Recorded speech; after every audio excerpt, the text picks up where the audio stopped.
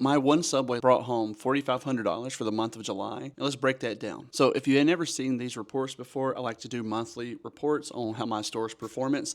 And this particular one, I'm doing a little different. Instead of doing like the PowerPoint style where you see me on camera and I go through numbers, I ran it through ChatGPT and pulled out the data and ran the math. And I'm just going to share it this way and see if you like this format a little better. My total sales for July came out to $40,786 and some change. They gave me a weekly average of $8,157 and change. So if I break down my net profit by week, my highest week was a little over $2,000, and I actually had a week this month where I actually lost money. Had a week where I lost about $356, and that was really because during this month we transitioned through distributors. So my food cost numbers were off by quite a bit as I make adjustments, and I shift from doing inventory and truck on separate days to combining it down to one day, and I'm working on balancing I have a spreadsheet that kind of does the math on my ordering, and I've been kind of balancing that over time. So I think that's one of the big contributing factors of why this month was actually less profitable a little bit, and then my food costs is like all over the place, and you'll see that here in a little bit. So my total net profit was $4,576.73, which gave me about a weekly average of $915 and change. My very best week was $2,050.88. And my worst week was $356.40. I actually lost money that week. Let's jump into some costs and the efficiency of the store. And this comes back to like the cost of goods I was talking about just a little while ago. My highest cost of good week came out to 42.87%. That truck order was $3,134.52. So that is way off norms. And like I said, we're trying to adjust to a new distributor, new delivery schedules, and some shifting in procedures. My lowest cost of good week, though, for the month was down to 19.24%. And that's just a little bit of back and forth to where I over-ordered one week and didn't need as much the next, things like that.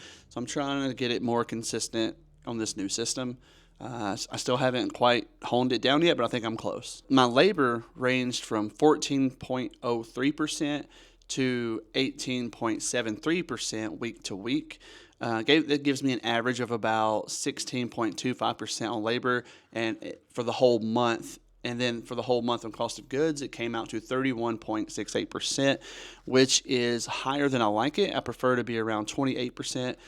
And I think there are a few other factors contributing to the extra cost of goods. My net profit margin over the month of July ended up being around 11.2% when it's all said and done. So that's not too bad. If y'all have been following my other income reports, this one, let me know how you liked this one compared to other ones. The net profit, 4,500-ish, is going to include my personal income plus the store profit. So not a very big month. It's a low month, and it was definitely a transition month where we had some people leave and having to hire new people and adjust. If you look behind me, you'll see my future store trader. If I disappear, you know what happened. So my goal for this store is still to get it to $10,000 per week, and we'll see how that ends up making the profits that I take home.